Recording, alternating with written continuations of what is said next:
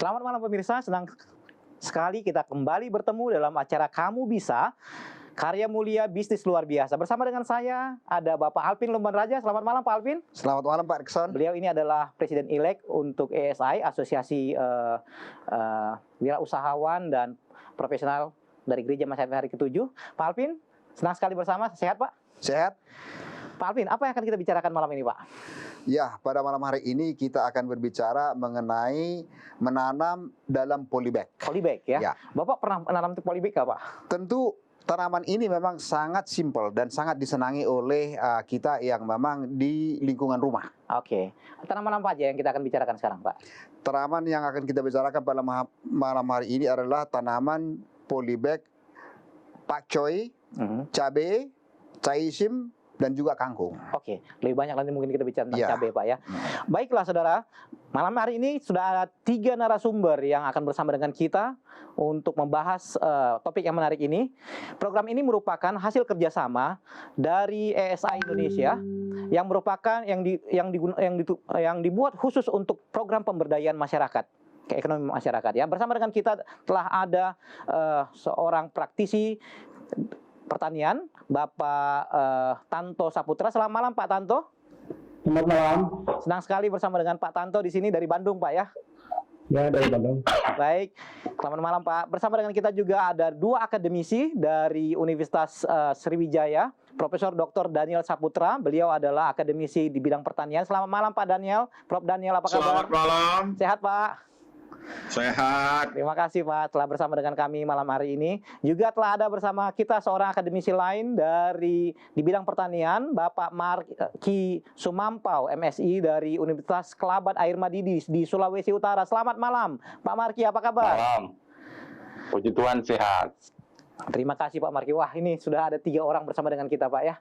Oke, kita akan bicara dengan Pak Tanto dulu di sini. Pak Tanto, Pak Tanto ini memang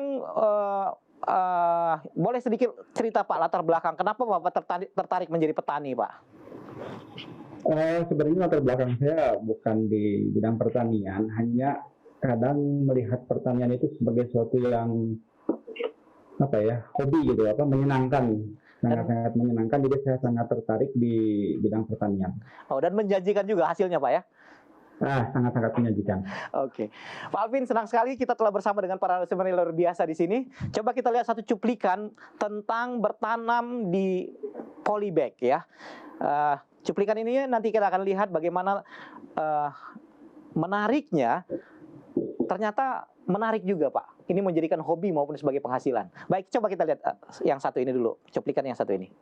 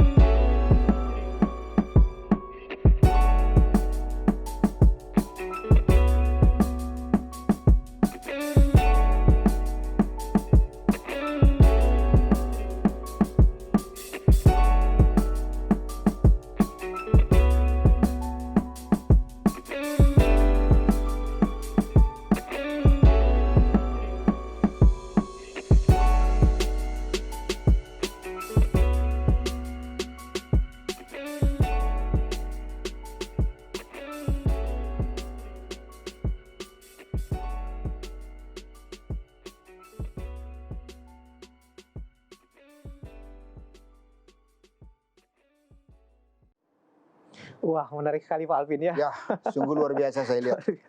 Jadi kalau kita lihat tadi itu ternyata polybag itu yang kecil itu bisa dijadikan tanaman ya Pak. Kita nggak Ya. perlu lahan yang luas ya. Ya, betul sekali. Mungkin yang perlu kita tanya adalah dari wadah yang penyamaian itu tadi, berapa lama baru bisa dia dipindah ke polybag?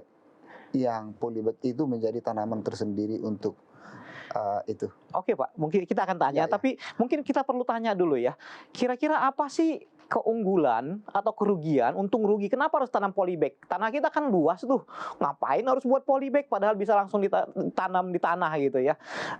Pak Tanto, secara Ya. praktek iya, coba Bapak bisa beri penjelasan nggak Pak? Kenapa harus tanam di polybag kalau saya bisa tanam di tanah? Kira-kira apa keuntungannya Pak kalau kita harus tanam di polybag? Sebenarnya menanam di polybag itu adalah sesuatu ada plus minusnya ya sebenarnya. Jadi kalau kita menanam di polybag itu kita bisa mempunyai jumlah tanaman yang lebih banyak karena dengan polybag kita bisa atur posisinya, posisi tanaman itu ada di mana, mungkin bisa kita gantung atau kita bisa simpan di pelataran rumah, atau mungkin bisa kalau yang mempunyai gazebo di atas mungkin kita bisa simpan polybag itu di atas. Yang penting tanaman itu dapat terkena matahari gitu, tidak terhalang mataharinya untuk dapat menyinari tanaman itu. Oh oke, jadi ini Pak, kita coba tanya ke Pak Marki Pak ya. Pak Marki, kalau seandainya Iya. ini kan tanaman polybag ini kan memang diambil tanahnya, kami perhatikan tadi ada diambil apa namanya, ada sekam, ada macam-macam itu dengan ini. Pertanyaan kami itu Pak ya, secara akademis ya, secara keilmuan, kira-kira bisa dibandingkan nggak Pak? Bisa kasih penjelasan kepada pemirsa sekalian di rumah, bagaimana perbandingan secara keilmuan tanaman yang ditanam di polybag dengan tanaman yang kita tanam langsung ke tanah, Pak? Oke, terima kasih. Sebelum kita masuk menjawab pertanyaan tersebut, saya ingin menjelaskan sedikit dulu apa sebenarnya itu polybag. Jadi polybag itu adalah kantong plastik dan pada umumnya dia berwarna hitam dengan lubang-lubang kecil sebagai sirkulasi udara untuk menanam tanaman. Jadi itu, dan memiliki banyak ukuran sesuai dengan fase pertumbuhan dan tanaman apa yang akan kita tanam. Kemudian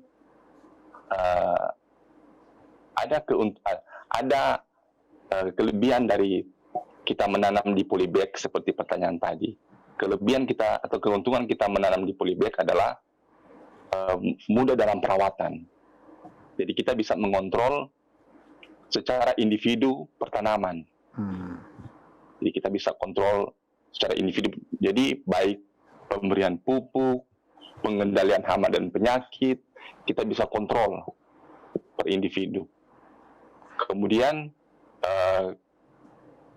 jadi begini, biasanya kita kalau menanam di polybag, kita memberi masukan kepada, saya sering bilang kepada mahasiswa, kalau kita mau tanam di polybag, sebaiknya kita menggunakan metode organik. Kenapa kita menggunakan metode organik di polybag? Karena lebih mudah diawasi. Pengendalian hamanya bisa secara mekanik, tidak perlu kimiawi. Karena biasanya kalau kita menggunakan polybag itu tidak cocok ditanam di lahan yang luas. Biasanya itu seperti yang Pak Tanto bikin tadi yang di video. Dia menggunakan lahan di depan rumah. Dan sudah tepat yang dikatakan Pak Tanto bahwa penggunaan polybag kita bisa mengontrol sistem pencahayaan. Entah kita mau buat secara vertikal dengan menggunakan rak-rak, atau kita bisa menggantung. Intinya adalah dia kena cahaya matahari secara penuh. Karena permasalahan penggunaan polybag di rumah-rumah adalah pencahayaan matahari. Karena kalau cahayanya kurang, metabolismenya terhambat, otomatis produksinya berkurang. Jadi saya mau katakan adalah menghemat ruangan. Seperti yang Pak Tanto buat tadi, saya lihat bagus sekali itu. Tapi keuntungan dari menanam polybag yang lain adalah memiliki dua nilai situ yang saya lihat. memiliki dua nilai yang saya katakan dengan 2E menggunakan polybag di lahan pekarangan, yaitu nilai estetika dan nilai ekonomis. Nilai estetikanya adalah kita bisa melihat keindahan dari sayur-sayuran yang kita tanam. Saya bisa kasih masukan ke Pak Tanto, sebaiknya di pinggir-pinggiran itu ditanam bunga-bunga. Seperti yang kemarin kita bahas, tanam bunga di pinggiran agar serangga lebih tertarik kepada bunga ketimbang tertarik pada tanaman yang kita tanam. Nah, ini pengendalian hama secara biologis. Nah, dengan menanam dua jenis ini, kita tanam bunga, kita tanam sayur-sayuran, ada nilai estetika, ada nilai ekonomis. Kita lebih banyak nilai ekonomi akan kita dapat. Bunganya bisa kita jual, sayurnya bisa kita jual atau kita konsumsi. Nah, dari aspek budidaya, dari aspek produktivitas, saya kasih contoh begini. Cabai itu kalau ditanam di lahan terbuka, tidak di polybag, dia punya produksi itu sekitar 7 sampai 8 ton per hektar. 7 sampai 8 ton per hektar kalau di lahan. Tetapi kalau kita tanam di polybag, produksinya tidak seperti itu, akan lebih rendah. Oleh karena itu penggunaan polybag di lahan besar itu tidak dianjurkan. Tidak dianjurkan. Lebih dianjurkan ke lahan pekarangan seperti yang Pak Tanto buat tadi, seperti itu. Oh, jadi ini kalau seandainya untuk penggunaan polybag ini justru bisa mengurangi tingkat produktivitas juga, Pak ya? Iya, kalau kita sudah bicara nilai ekonomis secara produktivitas, memang salah satu kelemahan menggunakan polybag adalah dia punya produktivitas itu akan tidak maksimal. Akan tidak maksimal. Oleh karena itu, untuk luas lahan yang besar, kalau sudah 1 hektar itu dia tidak cocok. Tidak terlalu cocok. Sebaiknya lahan yang kecil kita manfaatkan pekarangan seperti Pak Tanto punya itu cocok dibuat pakai polybag. Seperti itu. Wah, ini menarik nih Pak Alvin. Ya. Jadi saya pikir juga memang di polybag ini adalah sebenarnya tanaman yang ada di sekitar halaman atau pekarangan. Ya. Untuk memaksimalkan penggunaan lahan yang kosong. Ada dua tadi Pak, estetika dan ekonomis. Ya itu dia, estetika dan juga ekonomis. Jadi memang halaman kita kelihatan hijau gitu ya, hidup dan nggak gersang. Di sisi yang lain kita bisa juga memanen tanamannya ya. Betul ya. Wah, ini. Oke, coba kita lihat prosesnya Pak ya. Kami lihat tadi di video yang ditayangkan tadi ada diaduk tanah dan beberapa campuran yang lain. Boleh dijelaskan Pak kira-kira itu yang secara praktek dulu ya. Nanti kita lihat dari segi keilmuannya. Kira-kira bahan-bahannya itu, adukannya itu apa aja itu Pak? Sehingga nanti akan bagus untuk tanaman yang akan kita tanam. Apakah ini semua sama untuk jenis tanaman yang akan kita tanam atau masing-masing ada treatment tertentu? Untuk tanam cabai harusnya ini yang digunakan, untuk tanam pakcoy yang ini, untuk tanam caisim yang ini, kira-kira gimana Pak? Tadi itu saya mengaduk tanah dan pupuk kandang. Pupuk kandang yang saya pilih adalah pupuk kandangnya ayam. Pupuk kandang ayam. Tanah itu perbandingannya sebenarnya 1:1. Jadi tanah katakanlah tanah 1 kilo, pupuk ayam 1 kilo, tapi bisa juga dikurangi pupuk kandangnya setengah kilo bisa. Diaduk secara merata dan dimasukkan ke dalam polybag. Gunanya pupuk kandang itu adalah untuk unsur hara, penambah unsur hara tanaman, tanah itu sehingga tanaman itu dapat cepat bertumbuh gitu. Dan penggunaan pupuk ayam ini sangat dianjurkan untuk tanaman karena di dalam pupuk kandang ayam itu banyak sekali unsur-unsur hara yang sangat diperlukan untuk tanaman. Jadi cepat sekali diproses juga atau diserap gitu oleh akar tanaman tersebut gitu. Jadi pupuk kandang ayam dan tanah campurannya sih seperti itu Pak. Pupuk kandang ayam, kami lihat juga ada sekam itu Pak ya. Ya biasanya pupuk kandang itu ada sekamnya biasanya. Jadi Oh. nggak pupuk kandang tok, tapi ada sekamnya Ada campuran. sekamnya di dalam ya. Oke, Ya. kebetulan kami juga di rumah coba Pak Alvin, apa namanya, tanam cabai ya di polybag ya. Dan ini minggu lalu kami coba tanam ya, pindahkan dari pembibitan ke apa namanya, ke polybag ya ini. Tapi ada yang mati Pak. Yang matinya itu dia tadinya hijau ya dipindahkan, tapi kemudian jadi layu. Apakah ini karena pengaruh pupuk kandang itu Pak ya? Mungkin terlalu banyak atau apa gitu? Sebenarnya ada beberapa faktor sih kenapa tanaman itu bisa mati atau layu. Iya. Pertama usia pindah itu berapa gitu. Terlalu muda. Kalau untuk cabai usia pindah ideal itu kurang lebih 1 bulan. Jadi setelah 1 bulan dia bisa pindah dari media persemaian ke polybag, bisa dipindah dalam kurang 1 bulan. Nah, untuk tanaman seperti kangkung sebenarnya nggak perlu disemai, tapi langsung dibuat di polybagnya, seperti ditusuk itu tanahnya kurang lebih setengah senti atau sekuku lah, bisa langsung. Tapi untuk seperti pakcoy dan cosin kita bisa disemai dulu atau pakai media semai. Nah, usia pindahnya idealnya itu adalah 3 minggu. Kalau usia 3 minggu baru bisa pindah ke media di polybag. Nah, untuk cabai sendiri sebenarnya harus dilihat juga, ada juga faktor penyakit di situ. Karena di cabai itu ada penyakit yang namanya Rhizoctonia. Nah, itu penyakit yang menyerang tanaman-tanaman kecil gitu. Nah, bisa juga karena penyakit itu atau mungkin usia pindahnya terlalu muda atau terlalu tua gitu. Biasanya sih terlalu muda, jadi si tanamannya stres, nggak kuat, bisa layu atau mati.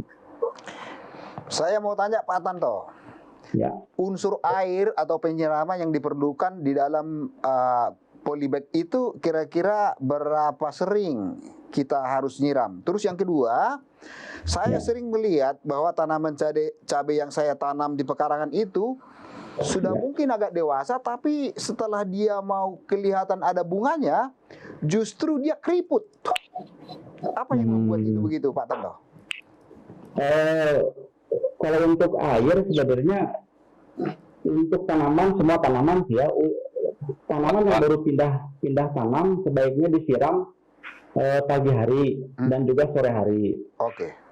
Untuk tanaman yang baru pindah atau usianya di bawah 3 minggu itu bisa dilakukan setiap hari pagi sore. Kalaupun mungkin kita sibuk ya di rumah, sibuk ada kegiatan, mungkin pagi saja boleh sih. Tapi harus disiram tiap hari pada intinya. Nah, kalau dia usianya mungkin di atas 3 minggu, boleh bisa dilakukan mungkin seminggu 2 kali atau 3 kali. Itu untuk metode penyiraman. Nah, untuk tadi dikatakan setelah mau bunga keriput, kita harus lihat juga kadang cabai ini ada juga penyakitnya atau hamanya gitu. Ada trip di situ, ada mait, nama hamanya atau kupu-kupu putih. Nah, kalau trip biasanya bikin si daunnya jadi keriput gitu. Nah, kita harus lihat juga di tanaman itu apa yang penyebabnya apa gitu. Karena ada banyak penyakit sih di tanaman cabai atau ada banyak hama. Iya. Nah, bagaimana kalau dengan ukuran polybagnya, Pak? Ini kan akan ada beberapa jenis ini polybag, yang kecil, yang besar gitu ya. Kira-kira secara praktek sebelum nanti kita bicara secara keilmuan, kalau untuk tanaman cabai itu kira-kira ukuran berapa polybag yang kita akan pakai, Pak? Pak Choi. Sebenarnya ukuran polybag yang cocok untuk tanaman cabai itu saya rekomendasikan sih 50 cm, diameternya 50 atau 60. Karena tanaman cabai itu kan umurnya panjang, bisa sampai 8 bulan atau mungkin kalau perawatannya bagus bisa sampai 1 tahun. Jadi semakin besar polybagnya sebenarnya semakin bagus. Bang, iya. Tapi untuk menghemat ruangan ya kita cukup dipakai polybag yang ukurannya 50 atau 60 cm diameter. Dan biasanya itu dipakai sampai berapa kali, Pak? Berapa kali tanam itu boleh pakai polybag? Idealnya sih kalau kita nanam, setelah selesai nanam kita lepas tanahnya atau kita buang tanah, ditumpahkan tanahnya, kita aduk lagi gitu. Kalau polybag-nya masih bagus, mungkin kita bisa pakai lagi. Kalau misalnya udah robek atau gimana, ya kita ganti. Oh, jadi tanahnya harus Tapi tanah diganti itu bagusnya harusnya dikeluarkan dari polybag, digemburkan lagi gitu, dicangkul atau dicampur lagi atau ditambah lagi pupuk untuk tanaman berikutnya. Itu tanahnya. Pak Marky, boleh coba ditambahkan dari segi keilmuan tadi ya, tanah tanah tadi adukannya itu kira-kira apakah sudah bagus seperti itu atau bisa ada alternatif lain untuk menambah produksi, dan juga tadi ukuran sizing dan berapa kali kira-kira ini polybag ini bisa digunakan dari segi keilmuannya. Gimana itu Pak? Terima kasih. Pertama yang polybag dulu. Yang polybag memang di pasaran itu ada beredar 2 jenis polybag. Yang pertama ada polybag yang original. Itu kalau yang original, yang asli itu kalau kita perlakukan dengan baik, itu dia bisa bertahan lama. Bisa 1 tahun lebih dia bertahan, malah sampai 2 tahun beberapa kali bertanam. Itu yang original. Ciri-cirinya itu dia berwarna hitam pekat dan lebih tebal. Ada yang KW. Ada yang KW asli tapi palsu. KW pun ada 2. Ada yang super. Kalau super itu dia bisa bertahan sampai 12 bulan malah. Tapi kalau KW yang biasa dia bertahan sampai ya kira-kira 6 bulan sudah rusak. Dan biasanya ciri-ciri dari polybag KW itu dia tidak terlalu tebal. Kemudian warnanya tidak sehitam warna yang asli. Warnanya asli. Kemudian mengenai media tanam. Mengenai media tanam itu sudah tepat tadi. Tetapi yang saya mau tambahkan sini adalah kalau seandainya tanah yang kita gunakan masih subur, kita kasih perbandingan 2:1 juga masih bisa. Oke. Asal tanahnya masih subur, kelihatannya hitam, yang kita ambil adalah lapisan topsoil tanah masih hitam, kita bisa kasih perbandingan 2:1. Tapi kalau misalnya tinggal di tanah dari polybag, kita tumpah lagi, lalu digunakan lagi, nah itu perbandingannya 1:1. 1:1 itu sudah standar. Ya itu saja. Nah, tentang ukuran polybag itu memang betul apa yang dikatakan oleh Pak Tanto. Biasanya kalau polybagnya sampai 50 cm diameternya, saya juga praktek itu cabai 50 cm. Dia umurnya lebih dari 1 tahun saya punya cabai ini. Wow. Di depan rumah, lebih dari 50 cm. Tetapi memang dia makan tempat ya. Dia makan tempat lebih besar dibandingkan kalau kita pakai ukuran yang lebih kecil. Tapi saya punya cabai yang polybag kecil lebih cepat mati daripada yang di polybag besar. Seperti itu. Jadi sudah tepat itu apa yang dilakukan oleh Pak Tanto. Cuma mungkin yang perlu diperhatikan DP kualitas polybag itu yang diperhatikan. Oh, menarik nih Pak. Ya. Jadi kalau seandainya itu polybag itu sudah sepanjang polybag itu masih kuat, itu berarti bisa kita gunakan ya. Hanya tanahnya yang perlu diganti ya. Iya. Tepat sekali. Pak Prof, ada yang ingin ditambahkan Pak dari proses persiapan lahan sampai ke pindah tadi ke tanam? Saya hanya nambahkan sedikit bahwa memang kalau ditambahkan tadi pupuk kandang itu kenapa ada sekamnya, biasanya itu digunakan karena waktu di kandang itu diberi sekam supaya dapat menyerap cairan dari kotoran ayam tadi sehingga tidak bau. Tetapi juga kalau kita gunakan sebagai pupuk kandang, pada waktu dia masuk kita campur dengan tanah, dia mempunyai sifat khusus, yaitu dapat menahan air, menyerap air lebih lama, sehingga air yang kita siramkan dalam tanah itu bisa bertahan lebih lama, tidak lebih mudah menguap. Ya, itu yang ini.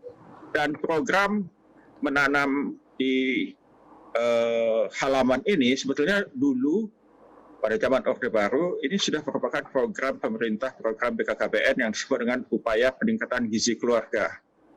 Dan kalau kita dulu sekolah atau praktek itu disebut dengan dapur hidup. Jadi kita menganjurkan kepada masyarakat untuk memanfaatkan pekarangan menanam sayuran atau tumbuhan yang dapat digunakan sehari-hari.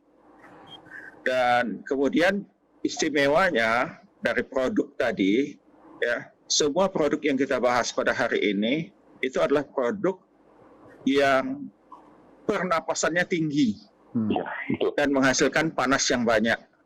Khususnya cabai ini luar biasa. Kalau dia kita bawa, 1 malam saja kita bawa, tanpa perlakuan pasca panen yang baik, itu bisa hilang sampai 15 ke 20% bobotnya. Ya. Jadi biasanya ini diperlakukan oleh, seperti kalau Pak Tanto kan dia bawa ke distributor. Distributor biasanya yang membungkus ini. Dibungkus dalam kantong plastik yang sudah ada dibolongi. Kemudian pada waktu transportasi, ini dimasuk dalam kemasan yang ada styrofoam dan diberi es biasanya, supaya suhunya turun. Jadi kalau dia turun sekitar 5 ke 10 derajat, suhu di dalam wadahnya itu ya, itu laju respirasinya atau pernapasannya lebih rendah, sehingga dia bisa lebih awet. Jadi semua sayuran yang banyak daunnya tadi, mau capsaicin, cabai, kangkung, sawi, ini adalah sayuran-sayuran yang respirasinya tinggi, ya. Jadi memang kalau petani kalau dia bawa resikonya tinggi. Kalau dia bawa 100 kilo sampai di Jakarta bisa 90 atau kurang dari 90 kilo bobotnya. Jadi susutnya tinggi sekali. Dan ini mesti diperlakukan. Jadi kalau distributor dia sudah punya sistem pengangkutan, kemasan ya, yang sudah dikemas, kemudian dengan pendinginan, bahkan kadang-kadang kalau yang sudah agak modern, distributornya dia mempunyai truk yang pakai pendingin. Sehingga pada waktu dibawa sampai ke pasar induk, susutnya hanya sekitar 5%. Jadi dia bisa mengurangi kerugian dalam hal ini. Baik, Pak. Itu untuk sementara yang bisa saya sampaikan. Oke. Kita akan sambung sementara, kita tahan dulu, kita akan lihat satu jeda iklan berikut ini. Apakah kita bisa menjadi terlalu tua untuk memulai pola hidup fisik yang aktif? Sebuah studi di tahun 2009 berdasarkan 1.900 orang-orang tua berpendapat tidak pernah ada kata terlalu tua. Pada umur 70 tahun, tingkat kelangsungan hidup mereka yang aktif secara fisik 2 kali lipat lebih baik dibanding mereka yang tidak berolahraga. Pada umur 85 tahun, tingkatnya 3 kali lipat. Studi tersebut menemukan walaupun telat memulai kegiatan fisik dalam kehidupan, tetap akan menguntungkan. Tidak peduli usia Anda, kehidupan yang aktif secara fisik adalah keuntungan abadi lainnya. Para peneliti dari Studi Kesehatan Adventist bertanya-tanya, dapatkah pola makan vegetarian memenuhi kebutuhan vitamin D yang cukup, yang pada umumnya ditemukan di produk-produk hewani? Menariknya tidak ada perbedaan nyata dalam kadar vitamin D berdasarkan pola makan. Para peneliti malah menemukan bahwa orang-orang dengan kadar vitamin D tinggi adalah mereka yang menghabiskan cukup waktu di bawah sinar matahari. Dengan cara yang aman dan rutin, pemaparan diri di bawah sinar matahari tampaknya merupakan cara yang terbaik untuk mendapatkan vitamin D. Waktu rutin di bawah sinar matahari adalah keuntungan abadi lainnya. Apakah Anda baru mendengar mengenai keuntungan Adventist untuk pertama kalinya? Kabar baiknya adalah keuntungan ini tersedia pada usia berapa saja. Para peneliti di California memperhatikan para pria yang bergabung ke gereja Masehi Advent hari ke-7 setelah umur 50 tahun. Setelah menjadi anggota gereja selama 10 tahun, resiko kematian para pria ini telah menurun sampai 25%. Pola hidup sehat orang-orang Advent membuat perubahan. Mengambil pola hidup sehat pada usia berapapun adalah keuntungan abadi lainnya. Terima kasih pemirsa, masih bersama dengan kami dalam program acara Kamu Bisa. Dan pada malam hari ini kita kembali membahas tentang prospek atau potensi penggunaan lahan ya Pak ya, dengan menggunakan polybag.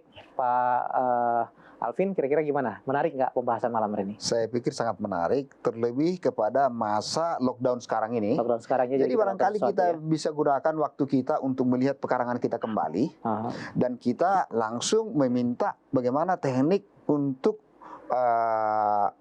menanam tanaman di dalam polybag seperti yang sekarang ini kita bahas dari narasumber. Baik. Jadi ini sangat tepat sekali, saya pikir waktunya dengan masa sekarang ini yang kita hadapi. Untuk kesibukan sekaligus menjadi estetika dan ada nilai ekonomis juga Betul, Pak ya? betul. Baik. Betul. Saudara pemirsa, kalau seandainya saudara ada pertanyaan yang ingin ditanyakan kepada para narasumber kita, silahkan boleh di WA lewat media nomor telepon yang ada di layar saudara, atau juga boleh telepon interaktif juga boleh, atau lewat media sosial media yang lain boleh tanyakan, nanti kami akan jawab.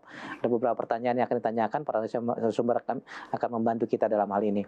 Pak Alvin, ada yang ingin tanyakan selanjutnya kepada para narasumber kita? Ya, tentu masih ada yang mau saya tanyakan ke Pak Tanto atau mungkin Pak Marki Sumampo, mungkin bisa juga menolong. Apakah kita di dalam menanam ataupun merawat tanaman di dalam polybag itu berapa sering kita harus menggembur-gemburkan tanahnya, karena kalau sering kita siram, tanahnya itu kan sering padat. Sehingga mungkin kita terinspirasi untuk menggembur-gemburkan tanahnya ini kembali agar supaya tanaman itu semakin hijau dan semakin bagus tumbuhnya gitu. Kira-kira berapa sering itu, Pak? Sebenarnya menggemburkan tanah di polybag sebenarnya tidak perlu sih, karena dalam polybag itu tanah itu sudah pasti digembur gitu. Oh, Jadi kalau polybag itu keinjak-injak, nah itu baru jadi padat gitu kan. Tapi kan nggak mungkin, jadi sebenarnya nggak perlu digembur-gemburkan. Paling yang harus kita perhatikan adalah apakah ada rumput di sekitar tanaman itu yang tumbuh gitu. Kalau seandainya di sekitar tanaman itu ada rumput, ya kita bersihkan. Paling pembersihan rumput itu yang perlu kita perhatikan sebenarnya. Jadi nggak perlu digembur-gemburkan. jadi apa yang kita lakukan selama ini berarti salah ini sudah ini, karena kita suruh kita congkel begitu, kita gemburkan tanahnya kembali agar supaya mungkin tumbuhnya akan lebih hijau daunnya, kita pikir begitu, tapi ternyata ini tidak perlu ya.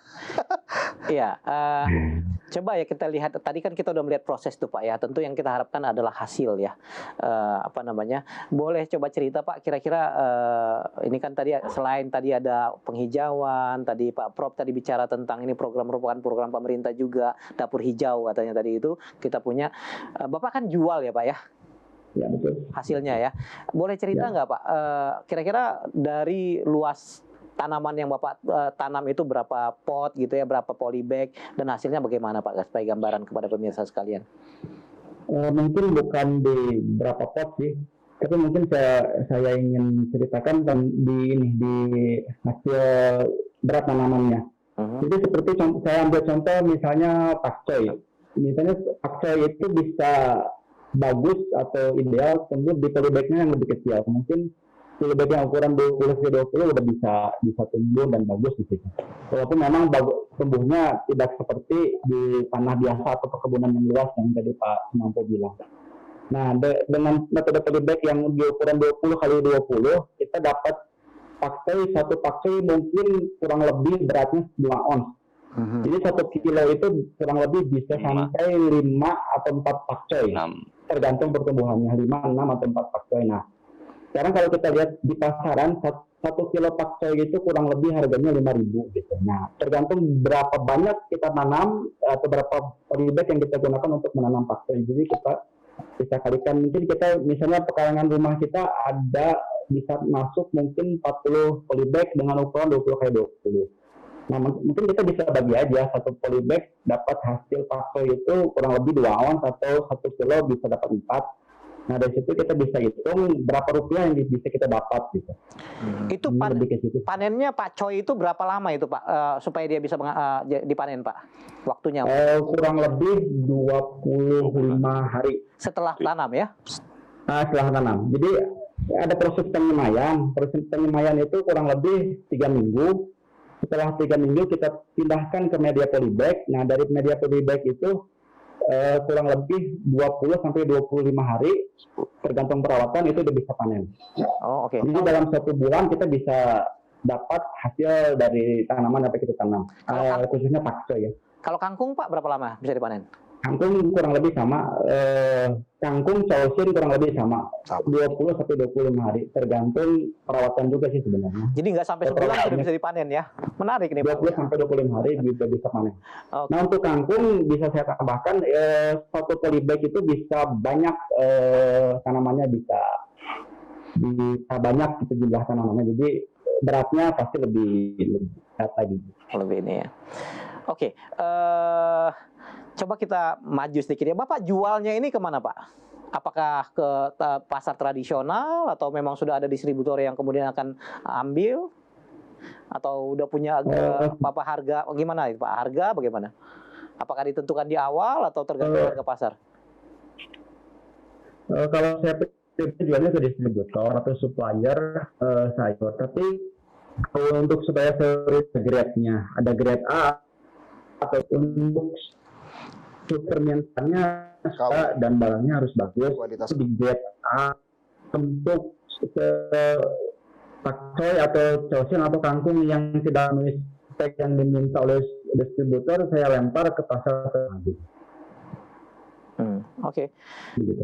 Untuk harga perbandingannya agak lumayan sih sebenarnya, untuk distributor bisa sampai 2 harga pasar tradisional.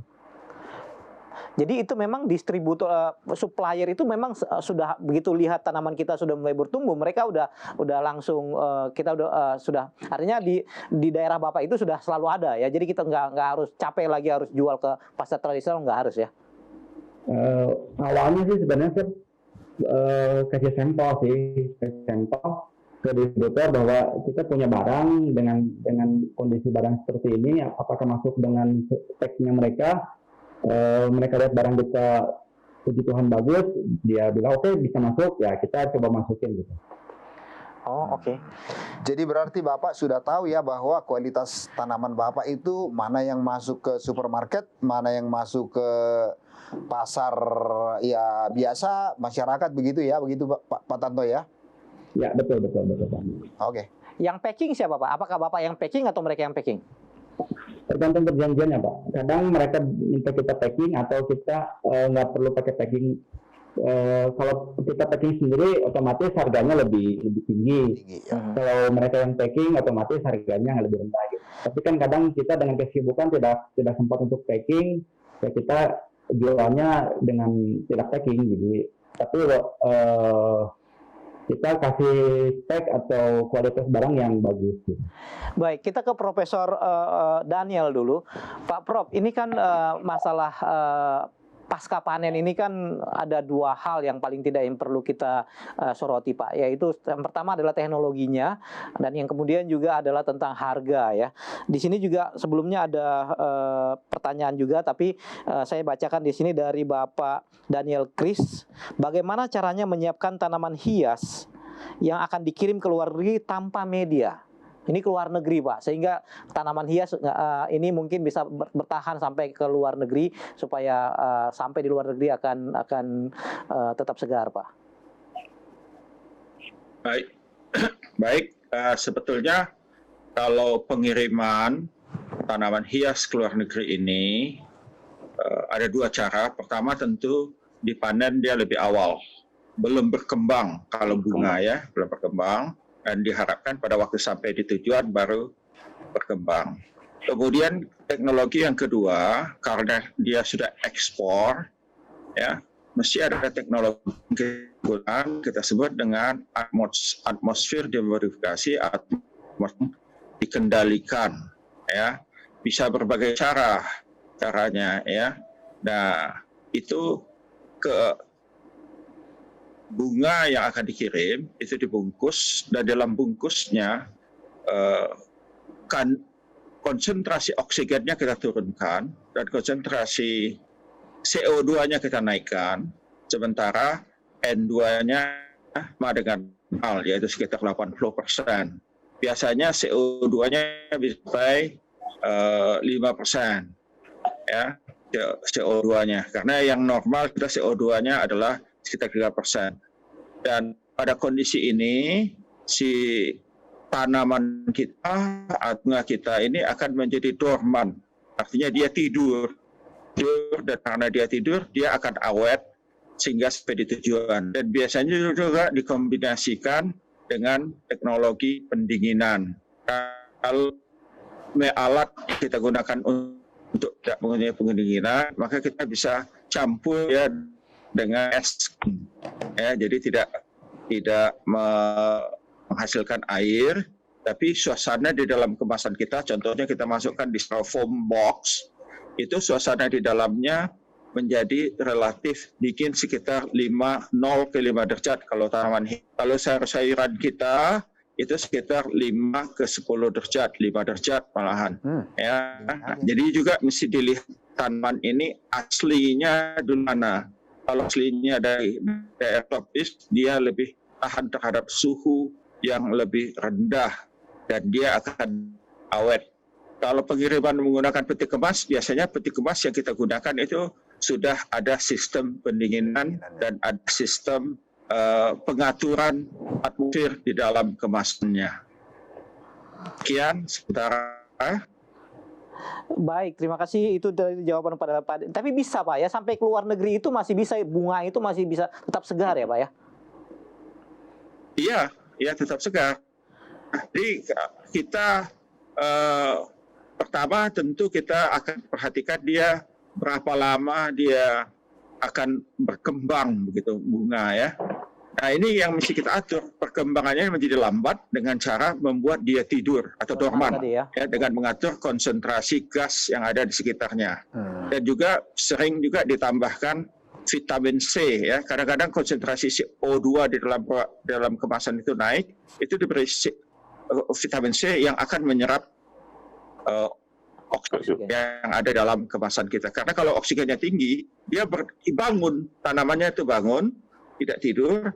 Ini dia akan beraktivitas bernafas yang lebih cepat dan akan mempercepat kerusakan pada tanaman.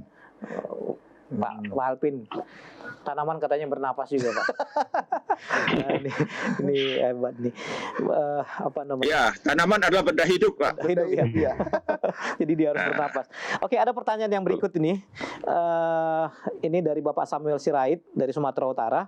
Apakah tanaman sayuran atau cabai di polybag masih perlu diberi pupuk? Kalau perlu, pupuk apa yang baik? Nah, coba ini kita ke Pak Sumampau dulu. Kira-kira gimana Pak? Bapak tadi bicara tentang alternatif tanamannya itu kalau boleh jangan pupuk kimia tadi katanya. Tapi apa yang mungkin Pak? Ya mungkin bisa diberikan gambaran kalau pupuk kimia dan pupuk kandang itu gimana perbedaannya Pak? Dalam polybag ya. Baik secara produktivitas maupun secara ini. Ya, terima kasih. Jadi memang kalau misalnya kita bertanam di polybag di pekarangan, saya lebih suka menganjurkan untuk menggunakan sistem organik. Kenapa menggunakan sistem organik? Karena dari aspek kesehatan dan sebagainya itu lebih menguntungkan. Dari aspek harga juga pasaran lebih mahal tanaman organik. Nah, tanaman-tanaman yang ditanam di polybag semuanya tetap perlu pupuk. Tetapi pupuknya jenis apa? Nah, itulah yang saya katakan tadi, kita pakai pupuk organik. Jadi seperti yang Pak Tanto telah jelaskan tadi, kita bisa pakai tanah, campur pupuk kandang, dengan perbandingan 1:1. Saya lebih menganjurkan pakai pupuk kandang jenis ayam. Karena dari beberapa hasil penelitian, kandungan unsur hara di pupuk kandang ayam itu lebih tinggi dibandingkan dengan kandungan unsur hara di pupuk-pupuk kandang yang lainnya. Jadi saya lebih suka merekomendasikan pupuk kandang ayam. Kandang ayam. Nah, kalaupun kita menggunakan pupuk, kita pakai pupuk organik, POK namanya, pupuk organik cair. Banyak dijual di toko-toko pertanian. Jadi istilahnya POK, pupuk organik cair. Itu bisa kita aplikasikan dengan cara penyemprotan langsung ke tanaman, atau ada pupuk organik yang bentuknya granular, yang ditebar di tanah. Banyak pupuk organik sekarang ini organik di pasar. Jangan khawatir di pasaran organik ini. Itu saja, itu dulu. Wah, organik ya Pak ya? Ya. Organik lebih sehat. Ada pertanyaan yang berikut juga kita bahas dari Titin Daeng. Ini pertanyaan ini dibuat di YouTube. Selamat malam, kalau pohon cabai daunnya keriting, tidak ada putih-putih, bagaimana cara mengatasinya supaya sehat kembali? Terima kasih. Nah ini bisa nggak ini organik kalau sudah begini Pak? Atau memang harus pakai kimia? Jadi kalau misalnya kita dalam skala polybag, kalau ada daun yang keriting, saya lebih suka menganjurkan kita menggunakan pengendalian secara mekanik. Dipotong maksudnya atau secara mekanik? Artinya kalau kita ada lihat daun yang keriting, kita langsung keluarkan daunnya. Kita langsung keluarkan daunnya dan kita buang jauh. Jangan dekat-dekat situ. Jangan dekat-dekat situ. Jadi kita bisa buang jauh atau kita menggali tanah, kita timbun di tanah. Kalau misalnya ada tanaman yang kelihatannya sudah agak-agak aneh misalnya, yang lain segar, yang lain sudah ada satu tanaman yang sudah layu, bisa saja dia mengalami busuk akar. Kita cabut tanamannya, cepat cabut tanamannya, kita singkirkan, kita timbun di tanah. Jadi pengendaliannya secara organik. Memang ini tanaman cabai ini, saya punya pengalaman tanaman cabai bersama saya punya mahasiswa, dia bertanam ada kira-kira 3.000 pohon. 3.000 pohon yang dia tanam. Semuanya terserang hama dan penyakit busuk daun ya. Jadi daunnya dia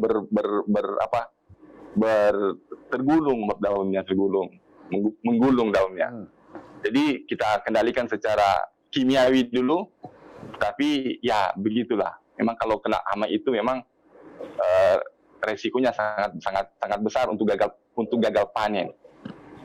Sudahlah gagal panen, gagal tumbuh. Jadi gagal tumbuh namanya. Jadi belum bertumbuh maksimal, belum proses pembungaan sudah mati. Jadi namanya gagal tumbuh, bukan lagi gagal panen. Jadi pengendaliannya seperti itu. Jadi kalau skala polybag, mari kita coba mengendalikan secara mekanis dulu. Kita prioritaskan pengendalian secara mekanis. Tetapi kalau misalnya sudah ada serangan yang lebih kita lihat lebih sporadis. Gitu ya, kalau lebih sporadis kita bisa menggunakan cara-cara kimiawi. Tetapi biasanya kalau pengendalian secara mekanik kita lakukan, lalu kita sudah mau menyingkirkan, biasanya dia yang lain tidak terjangkit. Biasanya yang lain tidak terjangkit oleh hama-hama, penyakit-penyakit yang lain, penyakit-penyakit yang ada. Betul. Baik, Pak Tanto, pernah alami seperti itu nggak, Pak? Sering, Pak. Cabai keriting gitu ya. Sering. Apa yang Bapak lakukan kalau kayak gitu, Pak? Semprot itu pakai apa? masalah umum. Nah, tadi kan Pak Marki telah buat pilihan alternatif mekanik ya, kalau memang kita bermaksud untuk buat tanaman itu menjadi organik ya. Tapi kadang-kadang kan itu dianggap nggak praktis oleh para petani ya, karena mungkin karena ini luasan atau ya kepraktisan dan lain-lain. Kalau secara praktek, kalau Bapak temukan ya tanaman cabai itu pohonnya jadi keriting, apa yang Bapak lakukan, Pak? Semprot pakai apa itu biasanya? Kita harus lihat dulu sebenarnya penyakitnya apa. Tapi yang sepengalaman saya, tanaman keriting itu atau daunnya keriting itu karena hama.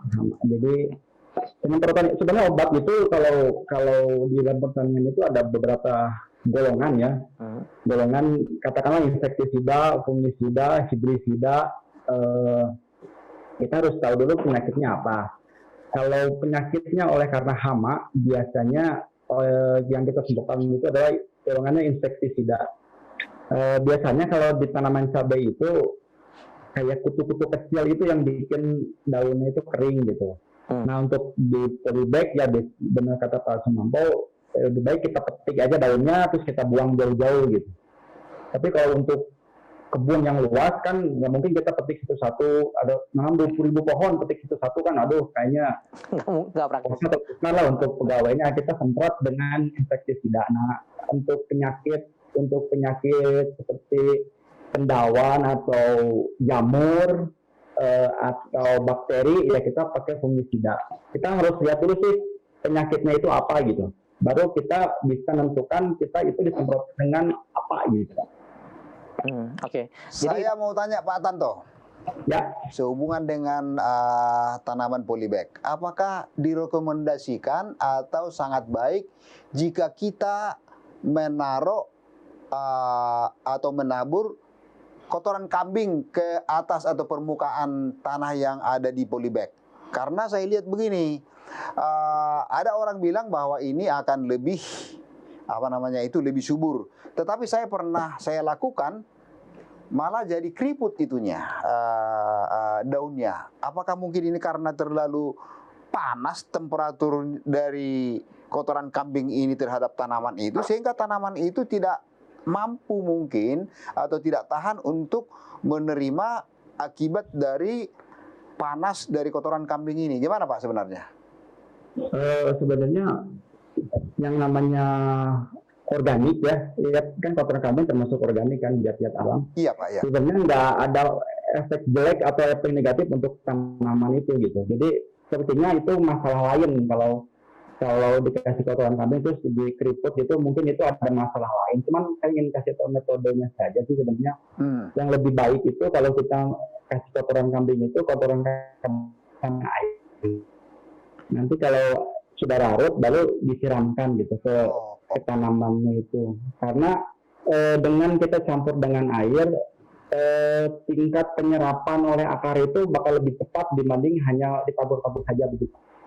Mungkin itu metode, saya kasih tahu metodenya saja. Tapi untuk masalah keriput di daun itu kita harus lihat juga sih, atau lihat dulu itu masalahnya apa gitu. Karena seperti pengetahuan saya nggak ada efeknya dikasih kambing terus jadi mati atau layu gitu Pak. Oke, jadi dianjurkan agar supaya dilarutkan dulu dalam air, baru kemudian disiram di sekitar tanaman itu Pak ya?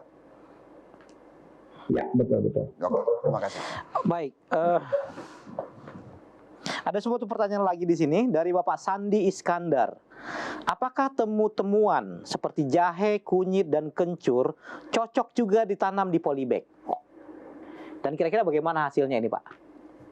Barangkali Pak Marky boleh barangkali secara keilmuan boleh bantu untuk menjawab pertanyaan dari Bapak Sandi Iskandar dari YouTube ini. Tanaman-tanaman seperti jahe, kunyit, kencur, apakah cocok ditanam di polybag juga Pak? Iya, jadi kalau jenis jahe, kunyit, kencur, kalau tanam di polybag itu cocok, saya katakan cocok. Tapi harus polybag besar ya Pak ya? Saya punya pengalaman dengan tanaman-tanaman tersebut. Baik jahe, tapi jahe yang saya sudah praktek tanam di polybag itu lebih secara teori dia seperti yang saya katakan tadi, keuntungannya lebih terkontrol. Kalau ada misalnya gulma, kita bisa lihat, kita bisa kontrol secara langsung dicabut ya. Kalau kita lihat ada unsur hara yang kurang, kita bisa tambahkan. Jadi unsur yang kita tambahkan di tanaman tersebut di dalam polybag itu lebih terukur. Hampir tidak ada unsur hara yang tercuci, yang keluar dari polybag. Jadi langsung diserap oleh tanaman. Jadi untuk ketiga tanaman itu bisa ditanam di polybag. Cuma itu yang kita bilang tadi, yang saya katakan tadi, bahwa memang produktivitasnya sedikit menurun. Produktivitasnya sedikit menurun dibandingkan ditanam di lahan. Tapi kita kembali kita punya topik. Kalau untuk tanam di lahan pekarangan, saya kalau kita tanam di polybag tidak masalah untuk tiga tanaman itu, cocok ditanam di polybag.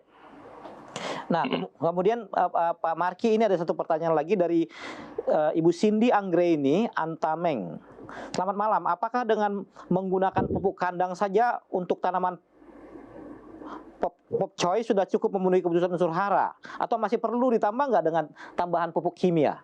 Cukup nggak kalau hanya dengan tanaman pupuk kandang saja Pak? Unsur haranya. Itu yang saya katakan tadi. Kita punya beberapa praktek penelitian mahasiswa menggunakan pupuk kandang untuk untuk sayur-sayuran tersebut dengan perbandingan 1:1 itu untuk pupuk dasar itu cukup. Untuk pupuk dasarnya cukup. Tetapi pada saat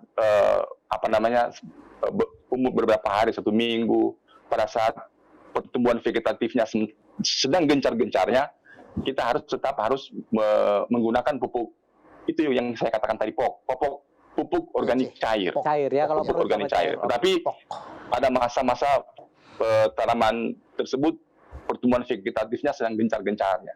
Tapi untuk pupuk dasar, untuk tanaman pupuk kandang itu sudah cukup untuk pupuk dasar. Pak Marky, ini satu lagi ada pertanyaan.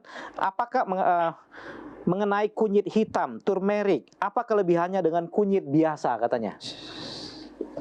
Ada kunyit hitam dan kunyit biasa nih. Kalau ini sudah tanaman obat ini. Oh, arahnya ke obat ya?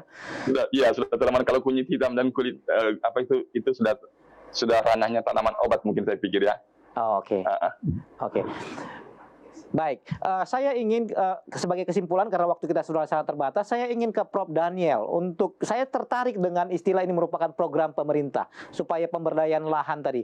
Pak Prof boleh kasih masukan, motivasi kepada pemirsa bagaimana potensi dan pentingnya kita sebagai masyarakat awam ini untuk dengan program tadi. Penghijauan lingkungan dan tadi program dapur hijau tadi ya Hijau, ya. istilahnya Dapur Pak. hidup, dapur hidup. Dapur hidup. Oke Ya. Pak, sekalian ini untuk menutup. Ini dulu pada waktu zaman Orde Baru merupakan program Orde Baru untuk meningkatkan kesejahteraan negara dengan memanfaatkan lahan pangan.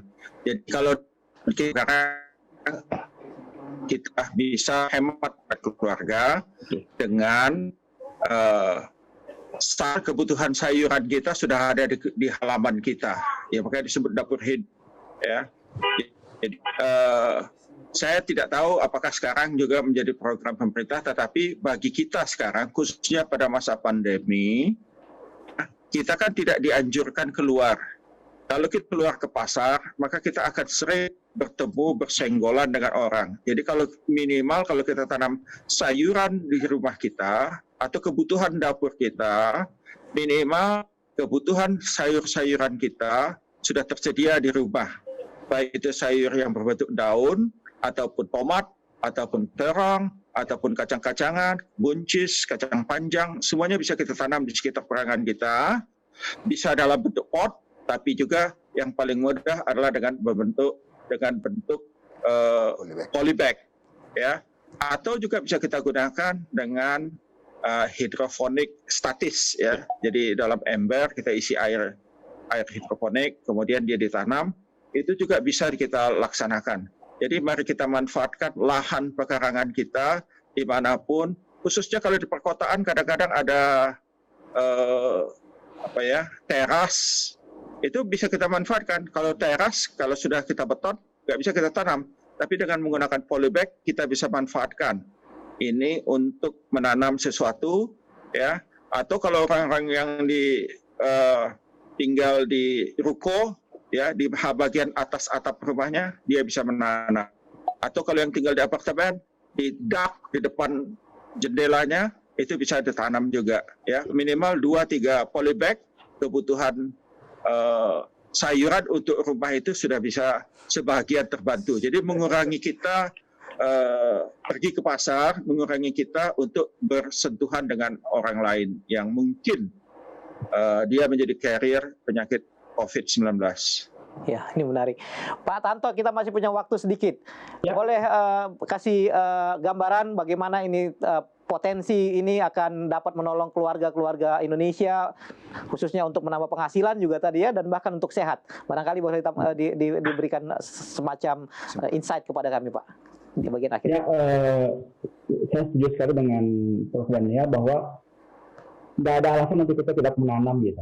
Karena dengan media polybag kita bisa menanam bahkan di ruang atau di halaman atau di tempat yang sempit sekalipun gitu.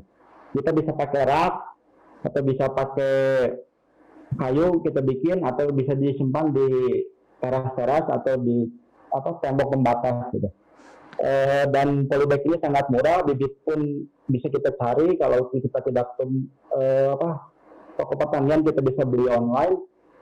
Dan yang penting kita ingin untuk menanam gitu. Dan ini sangat sekali membantu, terutama untuk dapur kita masing-masing. Kalau ada lebihnya itu sangat bisa membantu juga untuk perekonomian kita, untuk tambah-tambah penghasilan, apalagi dalam kondisi pandemi seperti ini itu sangat membantu. Saya udah bisa rasakan sendiri manfaatnya.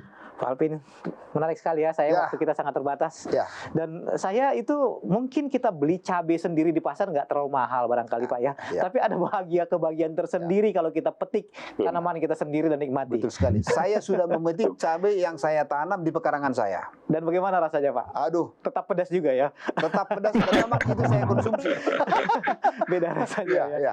Dan kita bisa berbagi juga ya. Ketika tanaman itu tumbuh di halaman kita, kita bagikan kepada tetangga kita, ada kebahagiaan tersendiri. Tapi saya nggak mungkin membagikan tanaman yang saya beli dari luar dari supermarket dan bagikan, itu nggak ada kebahagiaan tersendiri ya, kebahagiaan tersendiri. Saya mendidik anak saya juga untuk mencoba menanam di pekarangan, Pak. Waktu kami tanam pindah ke polybag, saya panggil anak-anak, ini pupuk kandang sudah di sana, saya bilang, oh kita akan tanam tanaman depan rumah kita. Oke, kamu yang tanam. Lalu kemudian mereka tersenyum, berpandangan, karena apa? Saya suruh pindahkan waktu mau saya suruh pindahkan pupuk kandang. Bagaimana caranya katanya? Saya bilang pakai tanganmu. Wah, makin bingung dia, Pak. Lalu saya bilang, saya kasih plastik sama dia. Oke, kamu pakai tanganmu, tapi gunakan plastik ini. Mereka tersenyum dan lakukan. Pada akhirnya terbiasa juga, Pak ya. Anak-anak juga perlu kita didik untuk memanfaatkan lahan pekarangan kita. Baik, Pak Alvin, waktu kita sudah habis. Silahkan Pak, Bapak tutup dengan closing statement kepada pemirsa Indonesia kita. Baiklah, para pemirsa yang budiman, kami akhiri program ini pada malam hari ini. Kiranya apa yang telah disajikan oleh para narasumber dan tim ahli dari universitas yang memang membidangi masalah-masalah teknis dan keilmuan di bidangnya, kiranya bermanfaat bagi semua pemirsa yang telah menyaksikan program ini pada malam hari ini. Kami akan lanjutkan lagi mungkin pada program berikutnya, hari Selasa berikutnya, dengan judul dan tema yang berbeda lagi dari apa yang disajikan pada episode yang kedua ini. Kiranya Tuhan memberkati kita dan selamat malam. Selamat malam. Terima kasih Pak. Selamat malam. Terima kasih Pak Prof, Terima kasih. Pak Marki, Terima kasih sama-sama. Pak Tanto. Terima kasih. Semoga usahanya makin lancar Pak ya. Amin.